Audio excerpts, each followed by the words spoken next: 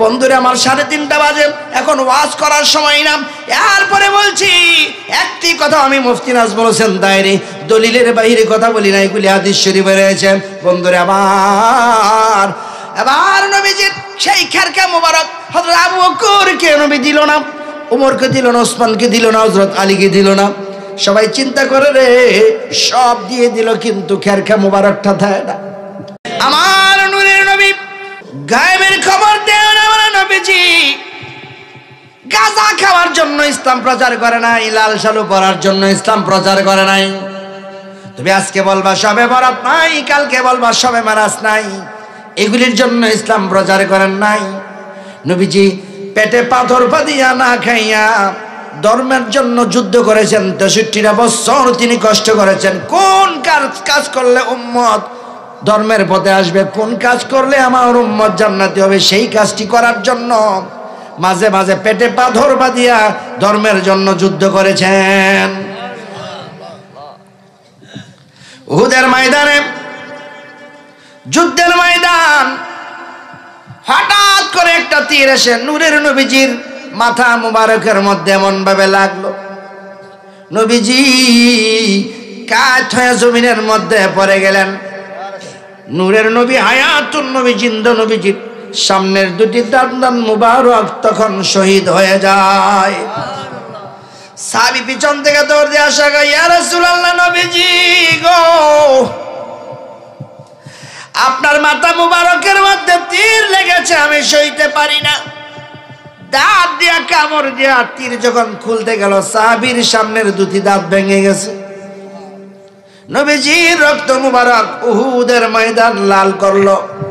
আজকে যত সহজে শবে বরাতের বিরুদ্ধে কথা বলছো, শুনে রাখো, আমার নবীজির দান মুবারক শহীদ হয়ে রক্ত মুবারক উহুদের ময়দান লাল হয়ে গেছে। সাহাবী পিছন থেকে এসে বলে, কার রক্ত রে এই উহুদের জমিন লাল করে? এই রক্ত জমিনের মধ্যে পড়তে দেব না। জিহ্বাটা লাগাইয়া চেটে চেটে খাচ্ছে।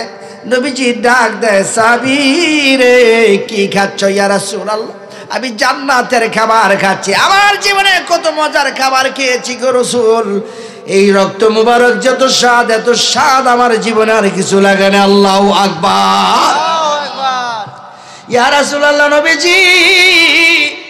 নবীজি আমার ডাক দেয়, রে সাহাবী রে, তুমি তো রক্ত মুবারক পান করো নাই রে সাহাবী, তুমি জান্নাতের সার্টিফিকেট পাঠ করেছো। নূরের নবীর রক্ত মুবারক পান করলে জান্নাতি। নূরের নবীর দান মুবারক শহীদ হয়ে গেছে জেনে ওয়াইজাল কারনি দুটি দাঁত প্রথমে পাথর দিয়ে হারাম করেছে, এরপরে 32টা দাঁত ভাঙছে। আর কয় না জানি নূরের নবীর কোন 2টা দাঁত ভাঙছে। কত বেশি আশেক ছিল আমার নবীজির, কত বড় আশেক। নবীজি পৃথিবী থেকে যেদিন চলে যায়, সবাই নবীজির কেউ লাঠিটা নেওয়ার জন্য বসে আছে, কেউ জুতাটা নেওয়ার জন্য বসে আছে, কেউ পাগড়িটা নেওয়ার জন্য বসে আছে। সবচেয়ে বড় সাহাবী হযরত আবু বকর সিদ্দিক মনে মনে কয়, নবীজি যেই জামাটা পয়রা জুমার দিন খুতবা দিত, এটা তো আমি পাবো, এটা নেওয়ার জন্য সবাই উদ্দীপ হয়ে বসে আছে। বন্ধুরে আমার 3:30 বাজে, এখন ওয়াজ করার সময় না। এরপরে বলছি একটি কথা আমি মুফতি নাজমুল হোসেন দায়রি দলিলের বাইরে কথা বলি না, এগুলি হাদিস শরীফে রয়েছে। বন্ধুরে আমার এবার নবীজির সেই খেরকা মোবারক হযরত আবু বকরকে নবী দিল না, উমরকে দিল না, ওসমানকে দিল না, হযরত আলীকে দিল না। সবাই চিন্তা করে রে সব দিয়ে দিল, কিন্তু খেরকা মোবারকটা দেয় না। নবী আমার এবার ডাক দিয়া কয়, রে সাহাবী রে, এই জুব্বা মুবারকটা শাম দেশের মধ্যে গিয়ে দেখবা আমার একটা ভক্ত আছে, যেই ভক্ত কারো সাধারণ ভক্ত না, আমার সেই জুব্বাটা আমার সেই শাম দেশের আমার প্রেমিকের কাছে দিয়ে দেয়। আল্লাহু আকবার বল। সাহাবায়ে কেরাম জিজ্ঞেস করি, ইয়া রাসূলুল্লাহ, নবীজি গো, সেকে তো আমরা কোনোদিন দেখি নাই, কেমন করে চিনব? আবার নবীজি ইলমে গায়বের দিকে ডাক দিয়ে বলে, সাহাবী রে, দেখবা তার হাতের রেখাগুলি সাদা সাদা হবে, আর নামাজ আদায় করে নদীর পারে থাকে, তার নাম হলো ওয়াইজাল কারনী। হযরত আবু বকর সিদ্দিক, হযরত ওমর ফারুক আর হযরত আলী দুইজন কেরকা মুবারক নিয়ে যখন শাম দেশে গেলেন, কেউ বলতে পারে না, জিজ্ঞাসা করে এই দেশের মধ্যে রে একটা পাগল আছে আমার নবীর প্রেমিক জীবনে দেখি নাই, নাম হলো ওয়াইজাল কারনী। দেখো নদীর পারে যাইয়া দেখো রে, নদীর পারে সে নামাজ আদায় করে আর সেখানে বসে থাকে। আল্লাহু আকবার বলুন। দয়াল নবী তুমি গুণমোহনী, ওরে পাপী লোক তোরাবে বলে নবীজি কোরআনেতে শুনি গো নবী, নূরের নবী তুমি গুণমোহনী, রহমতের ভান্ডার তুমি, সর্বগুণের গুণী গো নবীজি, সর্বগুণের গুণী। আল্লাহু আকবার বলে। সেখানে যাইয়া একটা পাগলের গিয়া দেখে তার হাতের রেখাগুলি সাদা সাদা দেখা যায়।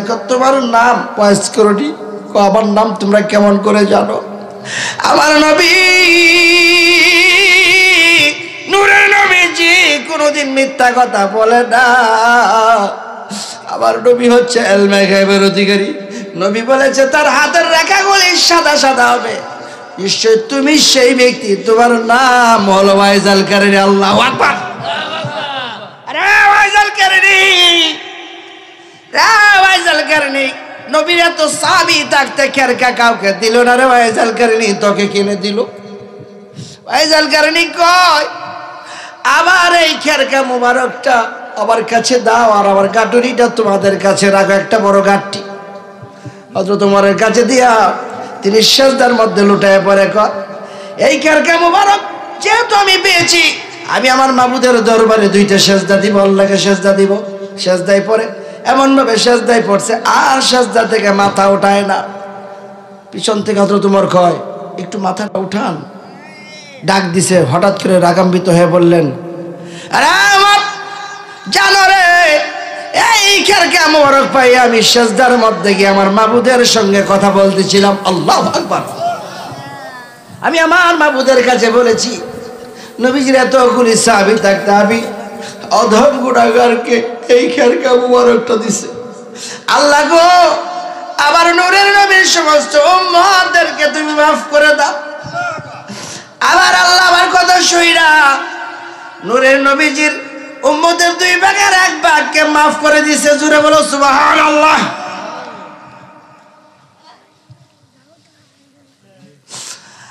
আমি আমার আল্লাহকে বললাম তুমি যেহেতু 2 ভাগের 1 ভাগ মাফ করছো, সবাই মাফ করতে পারবা। আল্লাহ 3 ভাগের 2 ভাগ মাফ করলেন।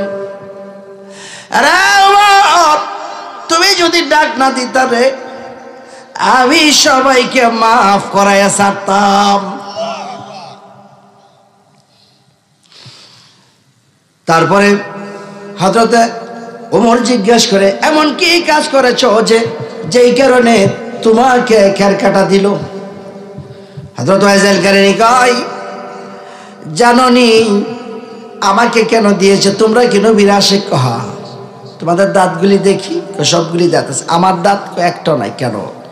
উহুদের ময়দানে নবীজির দাঁত মুবারক যখন শহীদ হয়ে গিয়েছিল, আমি আকাশে বাতাসে জানতে পাইলাম আমার নূরের নবীজির দান মুবারক শহীদ হয়েছে। এই জন্য আমি একটা পাথর লইয়া ভাবলাম নবীজির জবান মুবারকের মধ্যে দাঁত নাই, আমি আমার দাঁত রাখবো না। পাথর দ্বারা আঘাত দিয়ে 2টা দাঁত ভাঙছে। এরপরে মনে মনে কর না জানি রে আবার নবীজির কোন 2টা দাঁত ভাঙছে, এই জন্য একটা একটা করে সবগুলি দাঁত ভাঙছি রে।